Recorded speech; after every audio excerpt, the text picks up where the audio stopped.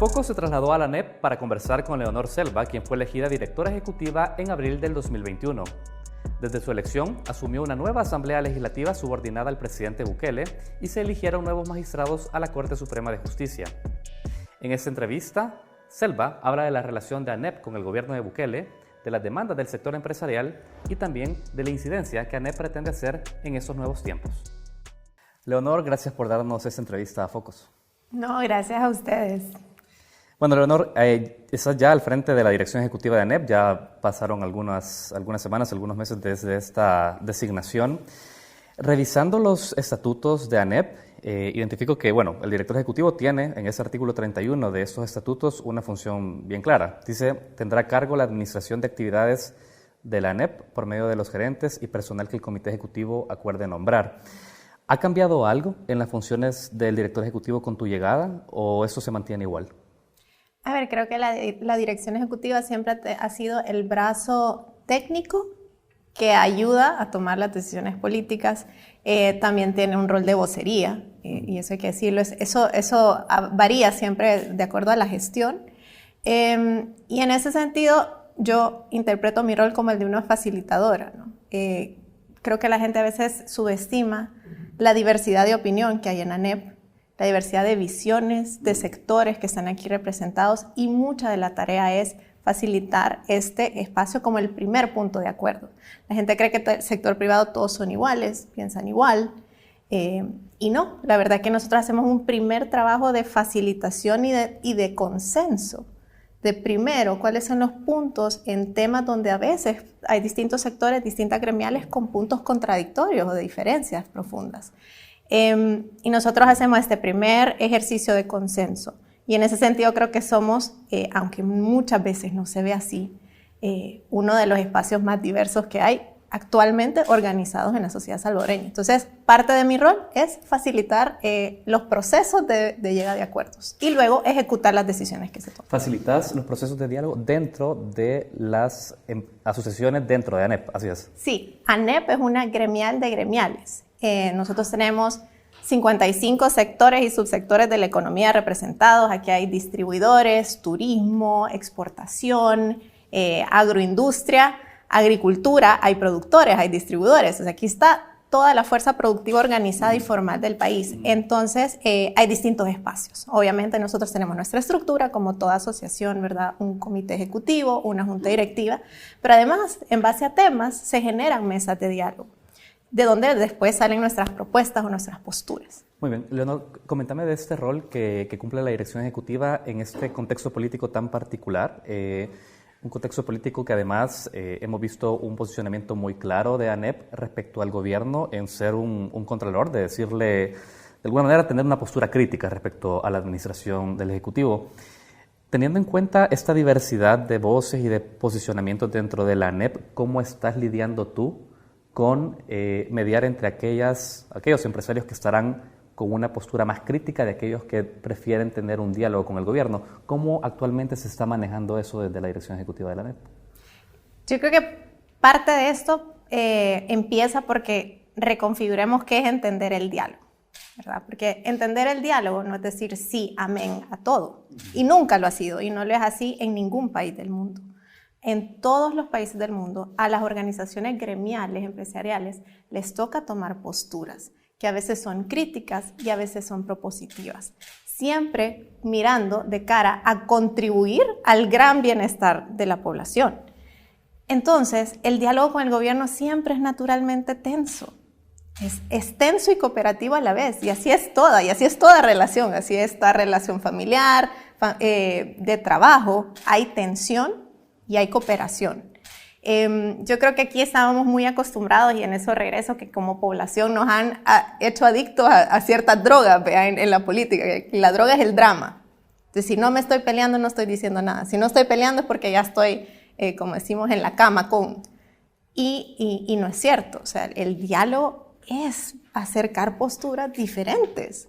Ese es el ejercicio que estamos haciendo nosotros hacia adentro, y lo que estamos dando es más rutas de acción, porque yo en eso creo que hay que ser muy claros. El sector privado sigue manteniendo los mismos principios. ¿Pero has tenido críticas por parte de algún agremiado de ANEP en señalar no me gusta el tono en el que ANEP está criticando al gobierno, deberíamos de bajarle un poco a ese tono y buscar un tono más colaborativo, por ejemplo? Mira, críticas y diferencias hay y han habido en todas las gestiones. Aquí es bastante chistoso y te lo digo, el staff dice que hay días que en el día específico uno no queda bien con nadie. O sea, yo a veces saco un comunicado y recibo el feedback inmediato de dos puntos de vista, uno creyendo que el comunicado fue muy blando y el otro creyendo que el comunicado fue muy duro. Esto se va a dar. Porque volvemos, aquí tenemos un colectivo bien amplio. Entonces, si tú le preguntas a los dos extremos, normalmente va a quedar insatisfecho porque lo que hemos logrado es el mínimo común acuerdo. Con esa respuesta entiendo que sí has tenido críticas respecto a un posicionamiento crítico de la ANEP hacia el gobierno. De ambos lados. Tenemos críticas de gente que dice que estamos siendo muy blandos y gente que cree que estamos siendo muy duros. Pero te repito que por lo que a mí me cuentan, lo han tenido en todas las gestiones con todos los presidentes en todo su momento, porque es la naturaleza de sacar un comunicado que represente a 50 gremiales y cada uno creyendo que iba a salir con su voz individual. Eso basta de personalidades, o sea, gente que es más directa, gente que es más indirecta, siempre se van a sentir un poquito...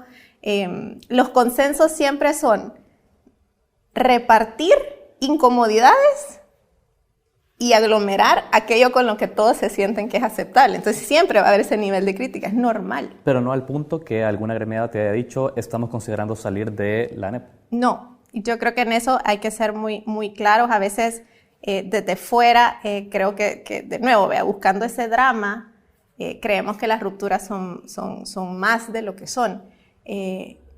Aquí yo he encontrado, y te lo digo con toda sinceridad desde que entré, muchísima unidad y muchísimo acuerdo sobre los principios que se defienden. Se discute en el día a día el tema particular y cómo reaccionar al tema, pero el sector privado está más unificado que nunca, creo yo. Leonor, ¿cuál es la agenda que la ANEP en estos momentos está promoviendo en defensa de sus agremiados? ¿Cuáles son esos puntos por los cuales actualmente la ANEP está generando impulso de agenda? ¿Cuáles son esos temas fundamentales? Creo que el principal en este momento es la defensa del Estado de Derecho y de la seguridad jurídica.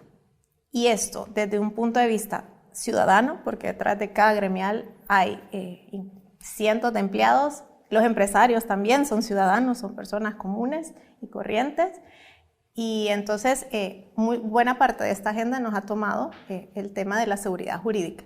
También, ¿por qué? Porque nosotros sí sabemos que si algo le da pánico a la inversión y pánico al dinero y pánico a la generación de empleos es la inseguridad jurídica. Entonces nosotros no podemos hacer nuestro trabajo de generar empleos y generar prosperidad económica si no están en condiciones mínimas de certeza. Y eso no solo son los inversionistas locales. Muchos de nuestros agremiados nos dicen, me estaban contactando empresas internacionales interesadas en invertir en El Salvador. Pero te preguntan cómo es el clima de negocios, cómo es el sistema de justicia. O sea, te preguntan cuáles son las condiciones. Y lo que te preguntan al final del inversionista es que si ellos van a poder levantarse cada mañana y enfocarse en su negocio o si van a tener que estar lidiando con la locura o con que les cambien las reglas de un día para otro. Cuando tú me decís que en ese momento la agenda está puesta en las reglas claras del Estado de Derecho, tú me estás diciendo que en este momento para todos los agremiados de la ANEP es más importante el contexto político, jurídico de El Salvador que el contexto del desempeño económico, por ejemplo, u otro tipo de agendas que también puedan estar dentro de las prioridades del sector productivo. Es que como sector productivo, nosotros y todos nuestros agremiados, y lo puedes ver por sectores, de las empresas nos encargamos nosotros, por decirlo así. Cada empresario se encarga de generar su productividad y hacer su aporte a la sociedad desde su empresa. En ese sentido, por ejemplo, todos estamos haciendo el mismo esfuerzo. Todos estamos tratando de recuperarnos de la pandemia, todos estamos tratando de recuperar las utilidades, los trabajos perdidos. Se nos dificulta esa labor cuando no existen las condiciones externas que no dependen del empresario para dar certidumbre. Y ahí es donde hago esa diferencia. Nosotros como gremial existimos para darle vocería e incidencia en asuntos públicos, Nosotros no representamos a sectores específicos o empresas específicas. Ellas están haciendo su trabajo. Nosotros tratamos de representar qué son los puntos comunes que necesita todo el empresariado. ¿Qué necesita todo el empresariado? Llámese comerciante, pequeño, llámese transnacional, certeza jurídica. Ok. Queda claro entonces que la vocería que asume es política, la ANEP respecto a las empresas. Es política. Es política porque en ese sentido, digamos, tiene un Buscamos rol, incidir en lo público, es correcto. exacto.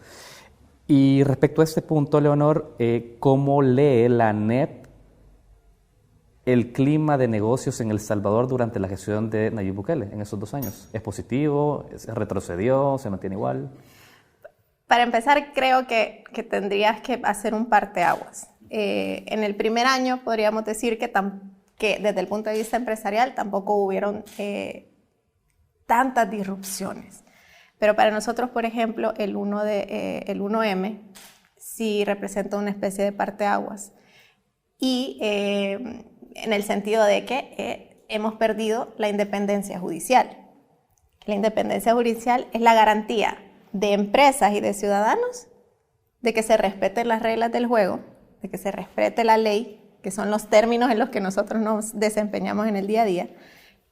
Y al mismo tiempo, lo que hemos observado es también que con la nueva configuración de la Asamblea, el ambiente está más revuelto cada semana. El hecho de que no se publiquen las agendas, por ejemplo, y nosotros, nadie, ningún salvadoreño pueda saber qué se va a discutir en una plenaria hasta ese día, eso es incertidumbre. Eso no te permite planificar a corto, mediano y largo plazo, que es esencial para la inversión y la generación de empleos. Entonces, hemos visto, al menos que en este 2021, la seguridad jurídica sí se está perdiendo. Por eso 2 vaivenes. No hay planes de largo plazo, no hay políticas de largo plazo que sean divulgadas. Entonces, no nos permite planificar porque no podemos coordinar, no sabemos cuál es la apuesta del gobierno y por ende no nos podemos adaptar a esa apuesta de gobierno de país. ¿Y antes del 1 de mayo? ¿Cuál podría haber sido la lectura respecto al clima político y la situación de las empresas en El Salvador con el gobierno de Bukele? Obviamente el año pasado era año de pandemia y eso hay que ser muy claros y nosotros tenemos que reconocer que la gestión de la pandemia nos permitió a nosotros abrir la economía. Ahí también hay que reconocer el rol del sector privado. No se hubiera podido abrir la economía si el sector privado y las empresas no hubieran acatado.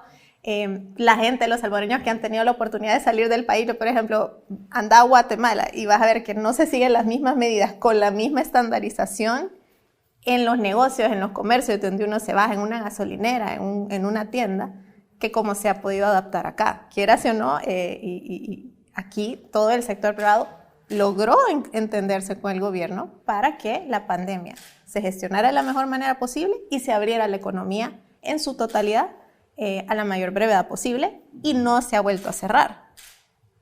Eso a nosotros nos ha permitido enrumbarnos en la recuperación económica.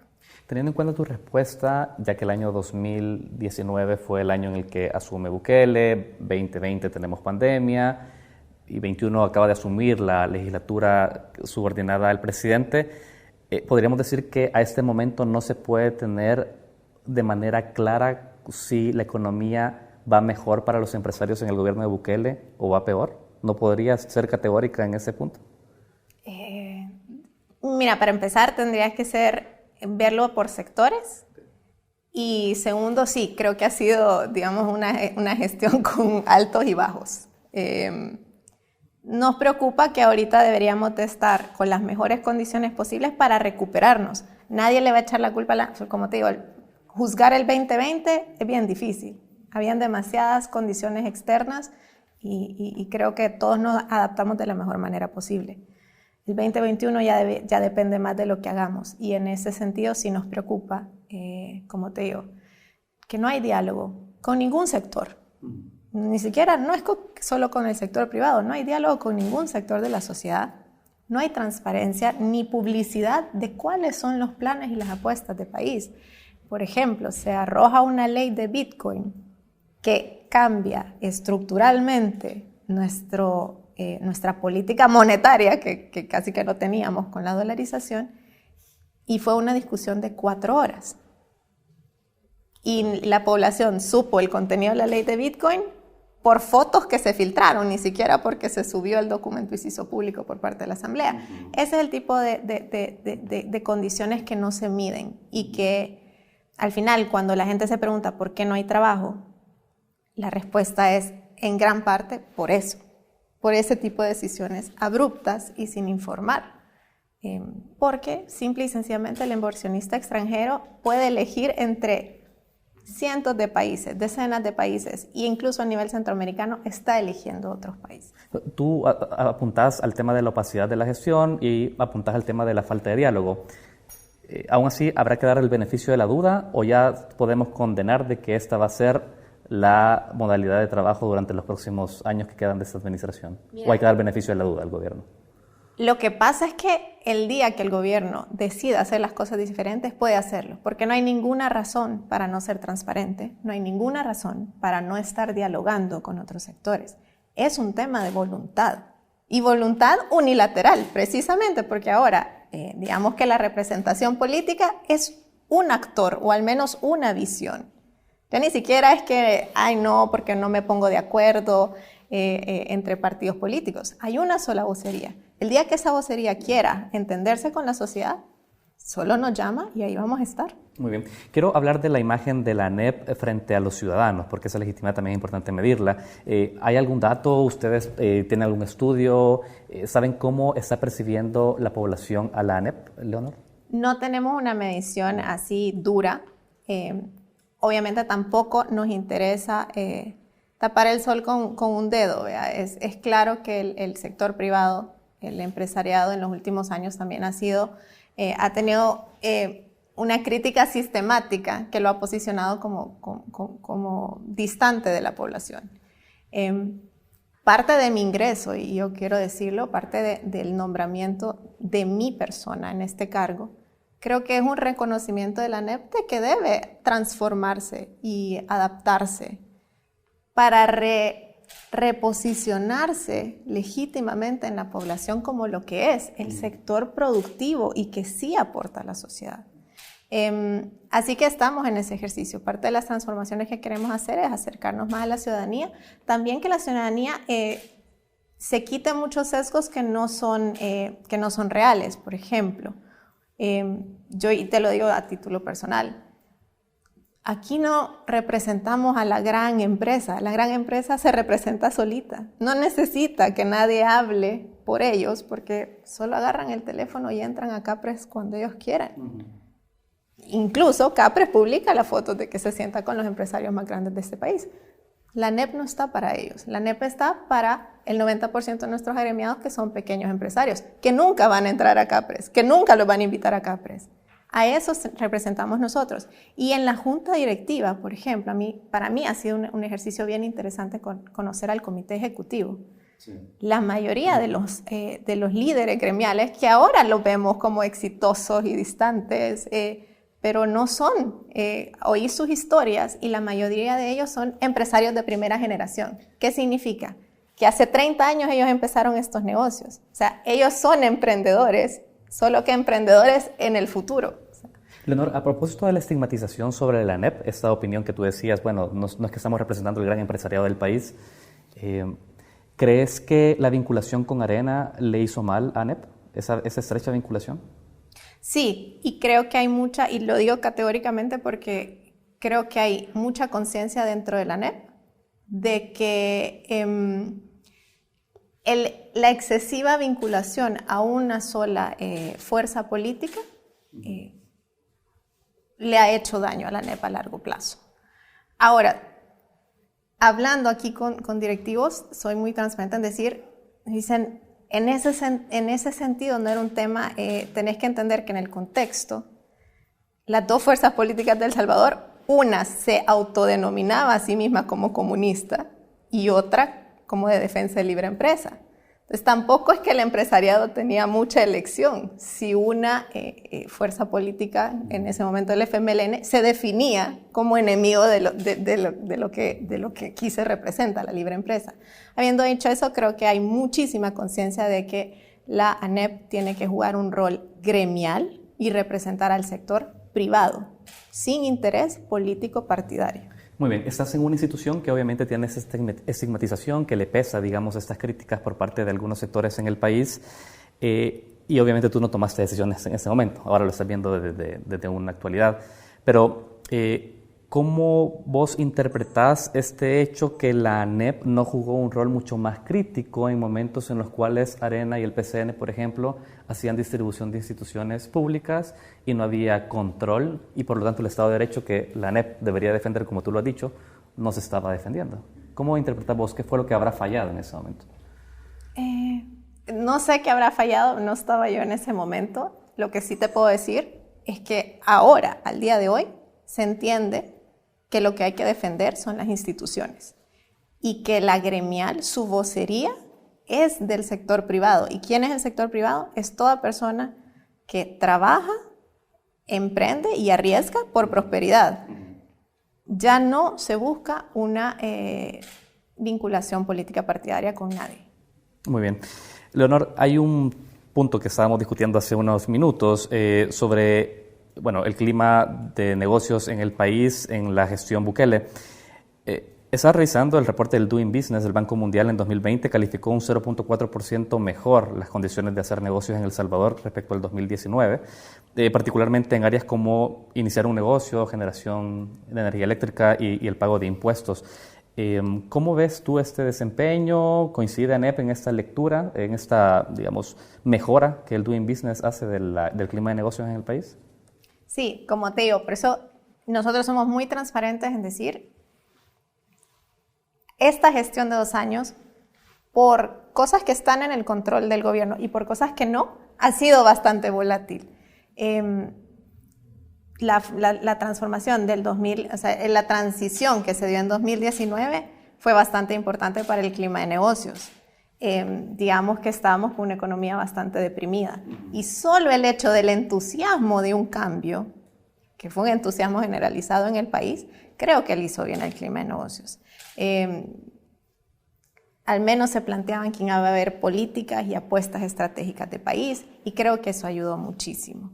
Creo que las cosas han cambiado bastante también del 2019 al 2021 y ahí es donde nosotros hacemos ese parteaguas que al final es un llamado de atención a que el gobierno corrija el rumbo, ¿ya? Como te digo, a mí no me parece que es una condena, o sea, el día que ellos quieran corregir el rumbo, respetar la institucionalidad y enfocarnos en desarrollo económico, lo pueden hacer y eso es lo que queremos que hagan. Eso es lo que queremos todos los salvadoreños. Se les eligió para que hicieran las cosas mejor que sus antecesores. Y eso es lo único que se les está pidiendo. Muy bien. Leonor, hay otro tema del entorno económico del país. Tú ya lo habías adelantado sobre la legalización del Bitcoin como moneda de circulación en El Salvador. El BCE, el Banco Centroamericano de Integración Económica, ha dicho vamos a apoyar la implementación de esta moneda, pero también hay otros actores que han criticado la implementación de esta medida. ¿La postura de ANEP respecto al ingreso del Bitcoin como moneda de circulación, cuál es? Nosotros nos oponemos a la obligatoriedad del Bitcoin, es decir, solicitamos la derogatoria del artículo 7 que lo hace obligatorio recibir toda transacción en Bitcoin. Por una simple razón, Bitcoin no estaba prohibido en el país. Tú ya lo podías usar. Tanto empresarios como ciudadanos, si quisieras asumir el riesgo, tú ya podías asumir el riesgo. No se hizo, no se aceptaba, porque era demasiado volátil. Y consideramos que la ley de Bitcoin es querer obligar a popularizar algo que no estaba siendo popular en la población salvadoreña. Por un montón de cosas, porque la gente no tiene acceso a conectividad, porque la gente no tiene la suficiente educación financiera, porque es riesgoso. Hacer la moneda de curso legal implica introducir un riesgo cambiario que nosotros ya habíamos erradicado, bien que mal. Nosotros ya le habíamos apostado a la moneda más sólida, más fuerte. ¿Qué significa hacer la moneda más fuerte? La que guarda su valor. ¿Qué significa eso para el ciudadano? Que es la moneda que yo sé que la recibo y sé lo que yo ando en la bolsa. Sé cuánto puedo comprar con lo que yo ando en la bolsa. Con un Bitcoin, yo no sé si lo que recibí en la mañana va a valer lo mismo en la tarde.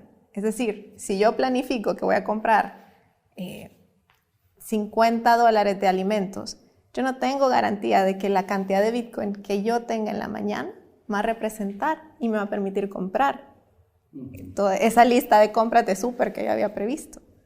Esa es la volatilidad, y nosotros introducirlo a nivel macroeconómico como país es todavía más riesgoso. ¿Hubo discusión con tus agremiados respecto a ese artículo 7? Y bueno, también lo pregunto porque luego hubo una conferencia de prensa del presidente donde él decía, bueno, en realidad pueden aceptarlos pero no recibirlos. ¿Hubo discusión sobre eso con los agremiados? Mira, y yo aquí también quiero que hay que ser claros. Si no cambian la ley, sigue siendo obligatorio. Y si no cambian la ley, significa que el día que al funcionario de turno se le ocurra exigirla, la va a poder exigir sin decirle a nadie. Nadie va a poder decir, es que mire la conferencia de prensa, ¿se acuerda de la conferencia de prensa hace 3 meses donde usted dijo que yo lo podía aceptar pero no recibir?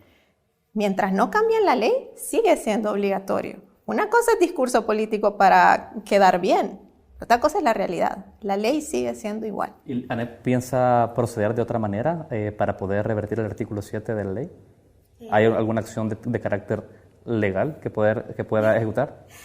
Acá nosotros lo hemos evaluado y también aquí es donde se vuelve importante el tema de la institucionalidad, porque actualmente nuestra visión es que no tenemos una sala constitucional legítima y legal. ¿A dónde acudir? Ni confiable. O sea, porque esa es la otra pregunta. ¿Acudir a qué si no tenemos la expectativa de que sean jueces independientes?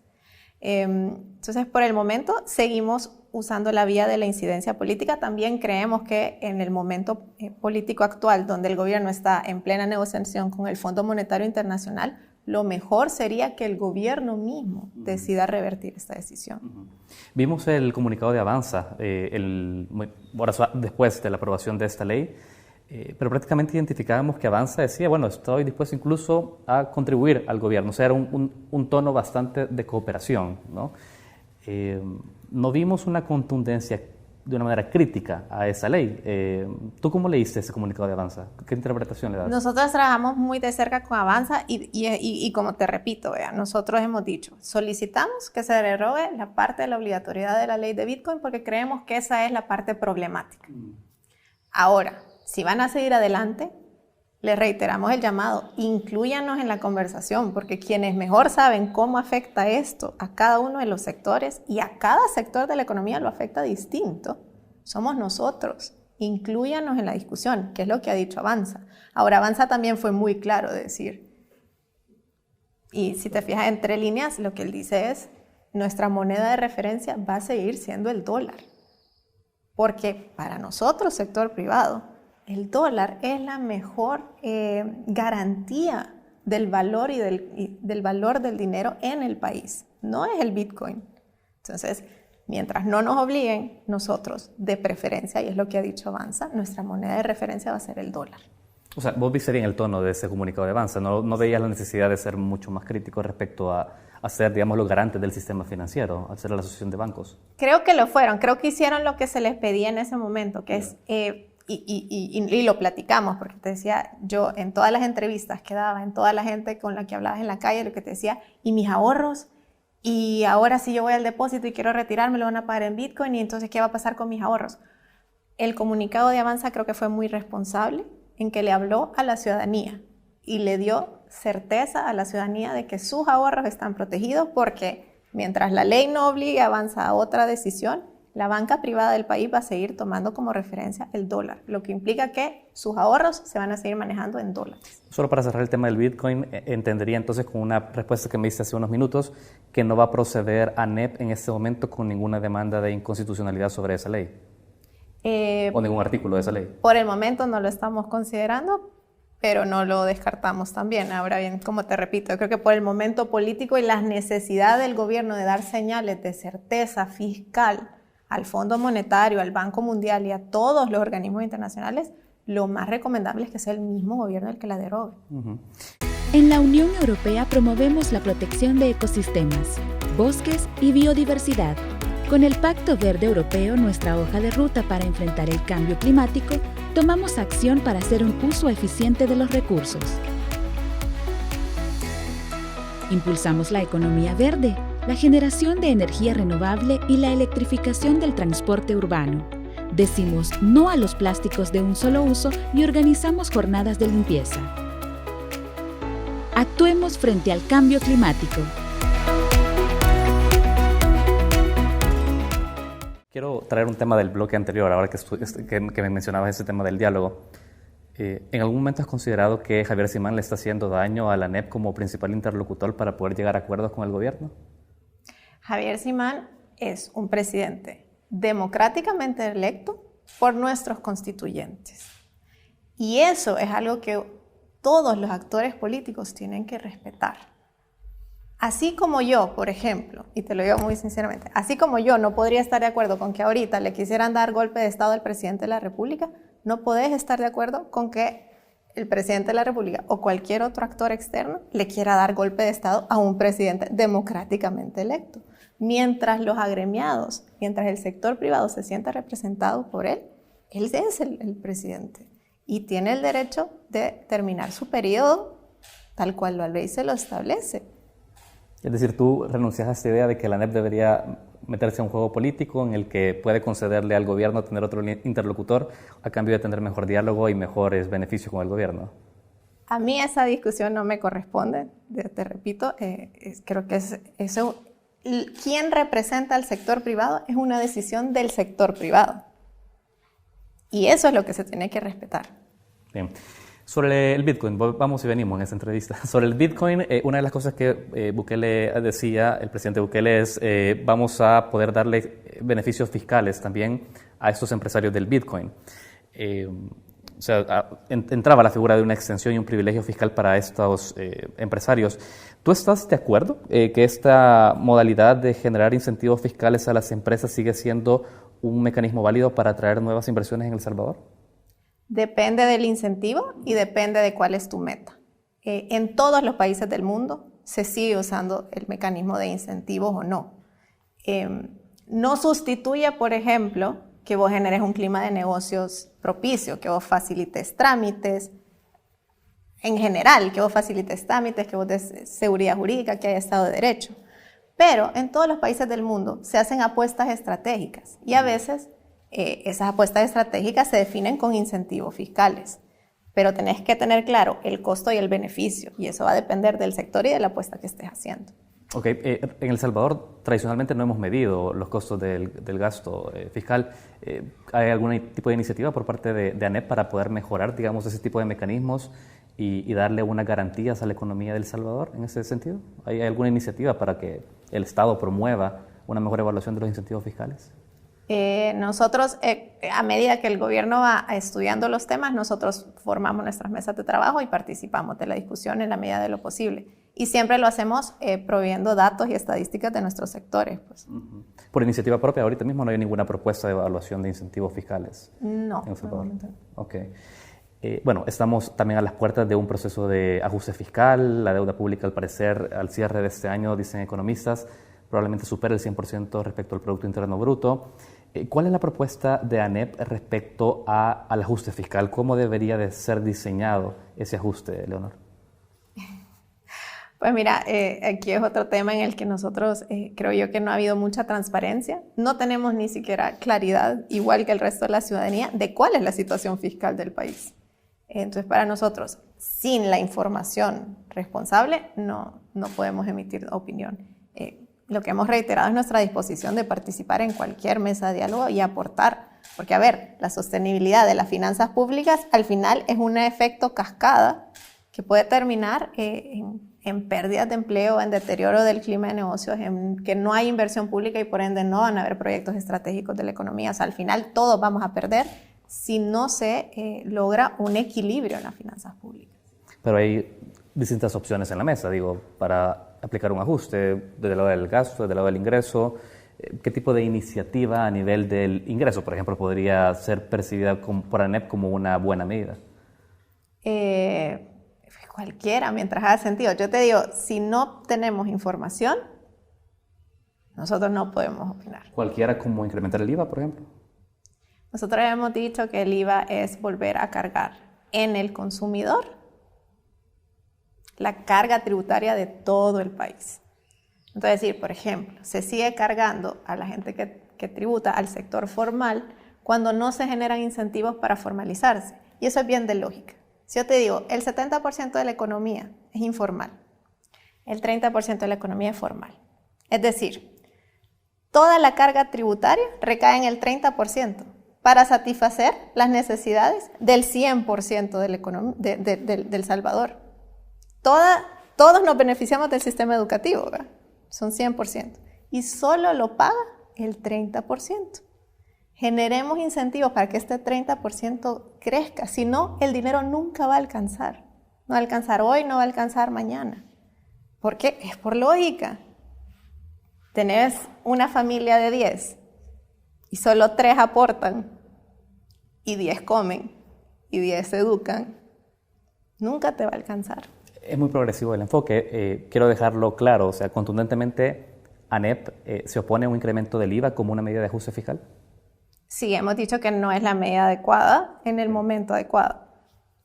Allá será el gobierno, de nuevo, que tiene que tener una discusión mucho más amplia y mucho más transparente de cuáles son las intenciones. Nosotros creemos que el IVA en este momento vendría en deterioro de la situación económica familiar. Tú sabes que al descartar el IVA tendría que activarse otra opción en la mesa. Digamos, podría ir orientada, digamos, a tasar grandes capitales, por ejemplo, tener algún patrimonio, un impuesto al patrimonio o algún tipo de reformas al impuesto sobre la renta. Nosotros no vamos a entrar en una discusión especulativa si no nos ponen propuestas concretas en la mesa. Es decir, ANEP va a esperar la propuesta del sector público para pronunciarse. No va a hacer una propuesta, o sea, no, el sector privado no tiene una propuesta de impuestos. El sector privado empresarial. El sector público es quien sabe cómo están las finanzas y cuánto necesita y en qué lo va a gastar. Pero el sector privado es quien paga impuestos. Sí. No va a hacer propuesta de impuestos. Nosotros hemos dicho que no es el momento adecuado para introducir nuevos impuestos. Pero todo depende de cuál es la situación real de las finanzas públicas y para qué querés más dinero.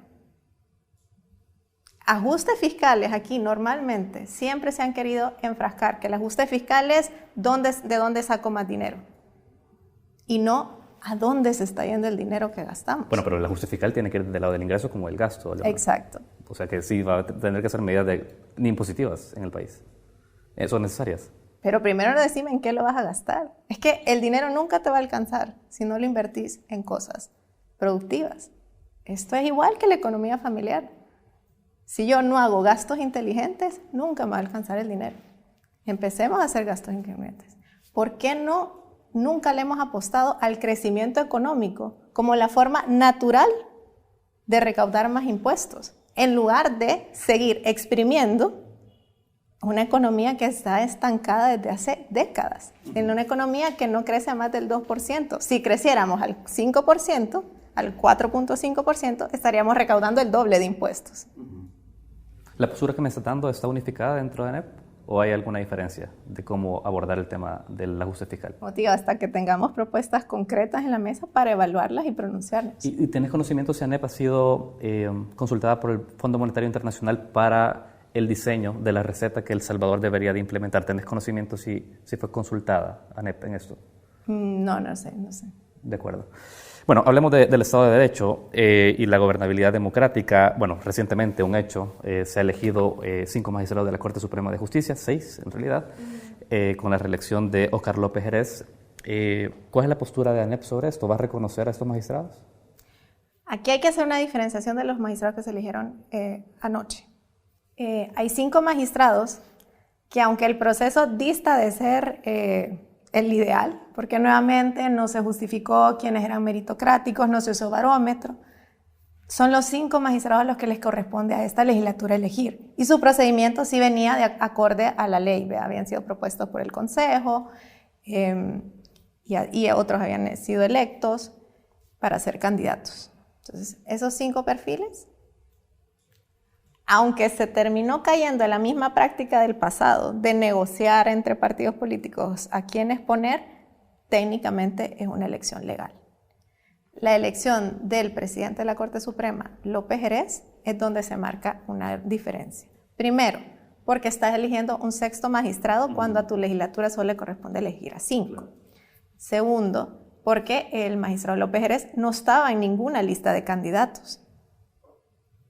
Por ende, no podía entrar en esta elección, en este proceso electoral. Ahí había una vulneración de ley.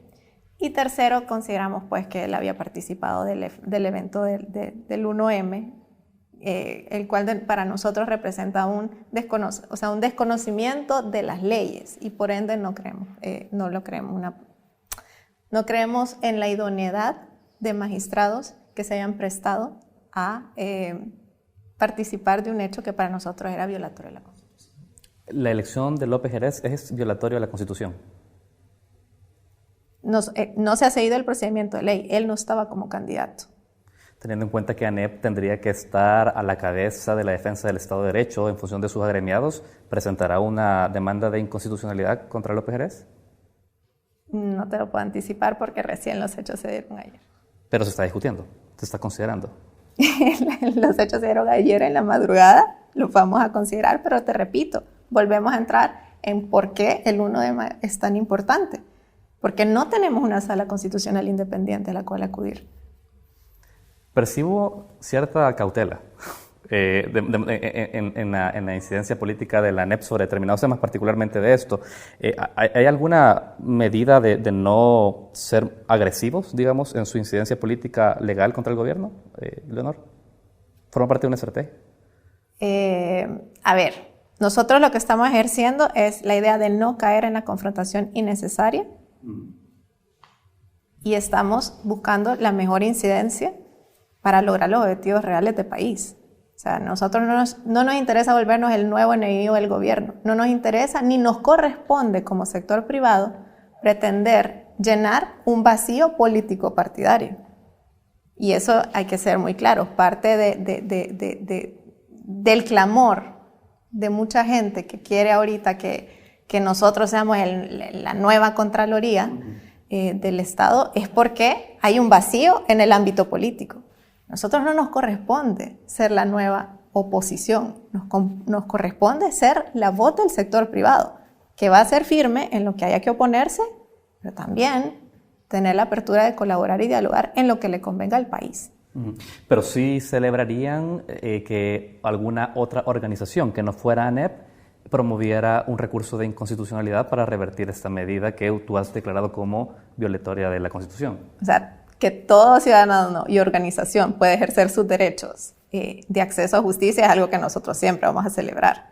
Esperamos también fallos independientes, pero te repito, para nosotros, quienes están ocupando actualmente la sala de lo constitucional, no cumplen los requisitos de legalidad o legitimidad para ejercer el cargo. Entonces, ahí hay un problema y es en lo que nosotros nos hemos estado enfocando en la vocería de que se reviertan los hechos del 1 de mayo para que se restablezca el acceso a la justicia independiente en el país. De acuerdo. Está por verse y conocerse la publicación de la lista Engel por parte de la administración norteamericana en Estados Unidos. ¿Hay algunas acciones que ANEP impulsará o derivarán una vez conocida o publicada esta lista? Yo creo que hay que entender qué es la lista Engel. La lista Engel es una lista que determina la política exterior de Estados Unidos respecto a individuos en los países como El Salvador con sanciones específicas del gobierno de Estados Unidos. Obviamente nosotros esperaríamos que si hay, a partir de esa lista, las autoridades correspondientes en el país también combatan los hechos de corrupción que han sido advertidos por el gobierno de Estados Unidos, pero a ANEP no le corresponde activar ninguna acción a raíz de eso. Hemos visto comunicados de ANEP por menos que eso. Nosotros no podemos pronunciar, pero nosotros ¿cuáles son las acciones que derivan de una vez publicada la lista? ¿Va a haber pronunciamientos? ¿Qué habrá? ¿Qué va a pasar? Va a ser la lista publicada y entonces ANEP ¿qué hace? ¿Qué vamos a ver en ANEP? Primero vamos a ver la lista y estudiarla. Es que no me interesa aparecer acá y hacer especulaciones. Y nuevamente no me interesa. Nosotros como sector privado ahora estamos evaluando para tener una vocería mucho más responsable. Y creo que parte de eso es no prestarnos a la especulación. Esperamos y hemos anticipado y en eso nos hemos pronunciado en la lista de Engels porque creemos que es un indicativo y una contribución del gobierno de Estados Unidos a la lucha contra la corrupción en El Salvador. Esperaríamos Y probablemente exigiríamos que las autoridades tomen con seriedad esa lista y a quien le corresponde, es decir, a la Fiscalía, a la Corte Suprema e incluso al Ejecutivo, que tome acciones contundentes de combate a la corrupción. Comprendo. Entenderás que insisto en este punto, tú sos una mujer política además, que la lista Engels tampoco es que vino de sorpresa, la elección de magistrados no ha venido de sorpresa, son procedimientos que ya se tenían previstos que iban a suceder y que probablemente tenían consecuencias. Pero me da la impresión por tus respuestas de que ante las consecuencias, ante los hechos que se concretan, como la elección de esos magistrados, como la potencial publicación de esos nombres, ANEP no tiene una postura concreta, política. No la tiene. O sea, por tu respuesta me da la impresión que la idea es que llega, estudia y luego se pronuncia, pero no se ha anticipado. Esa es mi impresión y me gustaría que puedas aclararme el punto y esta duda que tengo. Vaya, primero que nada, te diría que sí nos hemos anticipado. ¿Qué ha hecho ANEP con las elecciones de magistrados en este periodo y en las anteriores, últimamente? Pretender incidir desde la sociedad civil para que se elijan los mejores perfiles. Ahora, yo le tengo que dar el beneficio de la duda a este gobierno, a este parlamento y a los parlamentos anteriores, a las asambleas anteriores, siempre se le tenía que dar el beneficio de la duda de que tomaran la decisión responsable y la decisión correcta. Yo tengo que tener esa buena fe y solo cuando se hace una acción incorrecta o ilegal por parte del gobierno es que nos corresponde a nosotros señalarla y criticarla. Eso es lo lógico. Lo demás es oponerte por oponer o confrontar por confrontar, y esa no es la posición de ANEP. Ok. Hablemos de un punto que sí afecta a ANEP directamente y donde son ustedes los actores afectados en esto. Las reformas a las leyes de las autónomas. ¿Cómo está eso? ¿Qué discusión surge posterior a esta decisión del Ejecutivo y luego concretado por la Asamblea Legislativa subordinada por el Ejecutivo? ¿Hay algún debate sobre lo que ha pasado? Sí, definitivamente. Primero hay que decirlo. Toda esta campaña, para querer minimizar los hechos de estas reformas, que son 23 reformas a 23 leyes orgánicas de autónomas, se ha querido enfrascar de que lo que se hacía era quitar a ANEP y que lo que ANEP ejercía era un monopolio de la vocería del sector privado. En primer lugar, hay varias cosas que aclarar. ANEP no ejerce un monopolio de la vocería del sector privado. Te repito, cada una de las gremiales tiene una vocería propia. Los empresarios más grandes del país no necesitan que la ANEP los represente, se representan solitos ante el poder político. Pero sí somos la asociación más representativa del país. Y de hecho, hace una semana, un poco más de una semana, la OIT, la Organización Internacional del Trabajo, nos reafirmó que, al entendido de la OIT, la ANEP es la entidad más representativa de empleadores en El Salvador. ¿Por qué? Porque representamos 50 gremiales, 55 sectores y subsectores de la economía, más de 15,000 empresas. Y para ponerte en perspectiva eso de 15,000 empresas, en el país hay alrededor de 30,000 empresas registradas, de las cuales hay más de 5,000, entre 5,000 y 10,000 que facturan a cero, que significa que las establecieron jurídicamente, pero que en realidad no operan, que no han funcionado. Eso significa que nosotros representamos, prácticamente somos la vocería más representativa del sector formal. Y que indirectamente con nuestras peticiones representamos a muchos comerciantes que están en el sector informal que piden las mismas cosas que pedimos nosotros. En ese sentido, nuestra vocería es importante porque es la más diversa e inclusiva del sector privado en el país. Entonces, nuestra representatividad, al final, lo que está afectando es a nuestros agremiados. ¿Qué consideramos que se hizo con esas reformas? Bueno, técnicamente, para empezar, de las 23 leyes, ANEP directamente solo ponía representante directo en 6. En todas las demás 23, nosotros simple y sencillamente facilitábamos los procesos a otras gremiales que tienen menos capacidad operativa. Segundo, ¿qué es lo que creemos nuestra interpretación de esa ley autónoma? De esas reformas a las autónomas, es que lo que se quiere callar es la voz del sector privado independiente, porque las reformas actuales generan dos posibles escenarios.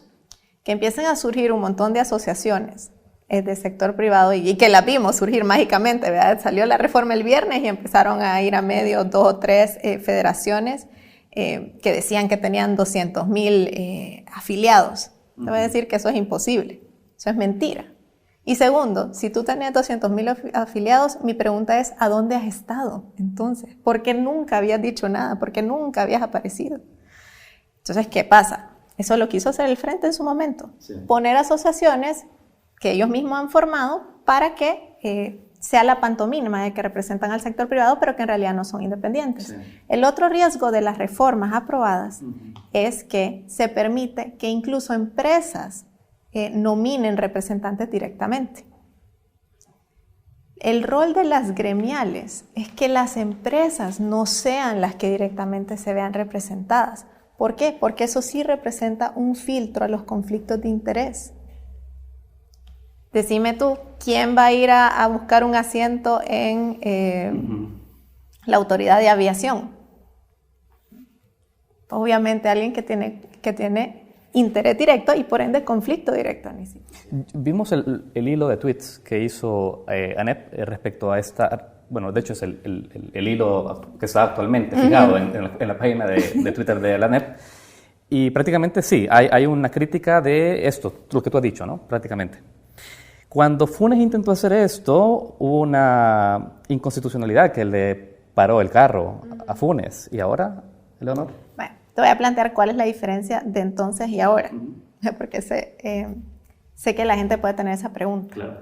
La reforma que impulsó Funes nos excluía arbitrariamente. Entonces, legalmente la ley tenía defectos per se. ¿Qué ha hecho el gobierno ahora con esta reforma? Una supuesta democratización en la que él ha dicho claramente que cualquier candidato que venga de la ANEP no lo va a aceptar, pero en la ley no lo ha excluido. Nosotros, por ejemplo, planeamos seguir peleando nuestros espacios legítimos de incidencia y podemos participar en los espacios. ¿Cómo van a pelearlos? Participando cuando se hagan las convocatorias, porque hasta este momento no se han hecho convocatorias. También nosotros sí estamos evaluando, por ejemplo, esta reforma se viene a dar en un momento en que nosotros tenemos representantes que todavía están ejerciendo sus cargos. Por el momento no se han tomado ninguna decisión abrupta, pero obviamente si se les pretende interrumpir el ejercicio de su cargo durante el plazo para el que ya habían sido electos, ahí sí nosotros podemos activar mecanismos legales. Esto es un tema de legalidad. Pero ahí sí estamos evaluando nosotros todas las opciones legales que tenemos. Además, nosotros ya teníamos, a raíz del caso del 2019, unas demandas en la OIT, que esos son otro tipo de espacios. Dentro de estas autónomas hay espacios en los que nosotros somos el empleado, el representante de los empleadores reconocido por la OIT. En esos espacios tripartitos, nosotros tenemos legalmente ese reconocimiento y no se nos puede sustituir. Okay. Eso es, por ejemplo, el ICE, el INSAFOR y el Fondo Social de la Vivienda. Entonces, esos son espacios donde también nosotros ya habíamos activado y, de hecho, en la semana pasada, la OIT falló en favor de la ANEP y expresamente le ordena y le solicita al gobierno de El Salvador que cese todos los intentos de sustitución, obstaculización o injerencia de nuestro rol como representantes. Leonor, por tu respuesta entiendo entonces que la ANEP seguirá participando de los espacios una vez que hayan convocatorias. Por el momento no va a dar ningún tipo de batalla de carácter legal. Ya le estamos dando, al contrario, como te digo, lo que pasa es que son 23 leyes individuales que nosotros individualmente plantean casos distintos. Yeah. Y además estamos pendientes a ver si el gobierno respeta a nuestros representantes actuales, que también tienen derecho a terminar sus periodos y por ende tenemos que ver. En ese sentido, nosotros vamos a tener que tratar cada caso individualmente. Comprendo. Tengo que cerrar la entrevista y quiero hacerlo de la siguiente manera. Bueno, el panorama político cambió respecto a años anteriores. Este presidente ha declarado una guerra directa hacia la ANEP y particularmente hacia su presidente Javier Simán. Bueno, se ha excluido de la participación de esas autónomas, al menos en discurso. ¿Crees que la ANEP ahora es menos relevante que antes? ¿Sentís que ha perdido poder? Al contrario, creo que cuando sos irrelevante, nadie te ataca y nadie te busca. Somos relevantes porque somos el sostén de la economía formal. Como sostén de la economía formal, también somos el sostén de las finanzas públicas del país.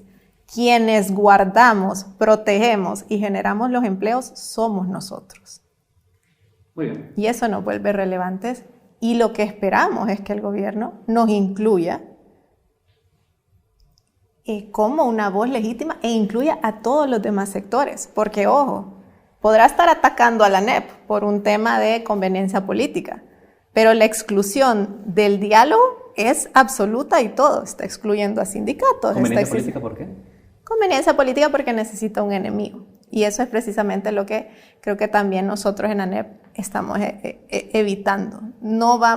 Nosotros no nos corresponde llenar un vacío político partidario, ni nos corresponde entrar en un juego plenamente político. Leonor, gracias por tu tiempo, por darles entrevista a Focus. Gracias. También a ustedes, gracias porque nos acompañaron durante esta entrevista y les recordamos que también podrán encontrarla transcrita en nuestro sitio web focustv.com.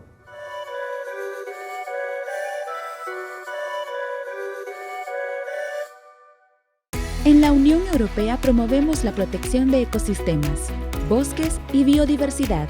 Con el Pacto Verde Europeo, nuestra hoja de ruta para enfrentar el cambio climático, tomamos acción para hacer un uso eficiente de los recursos. Impulsamos la economía verde, la generación de energía renovable y la electrificación del transporte urbano. Decimos no a los plásticos de un solo uso y organizamos jornadas de limpieza. Actuemos frente al cambio climático.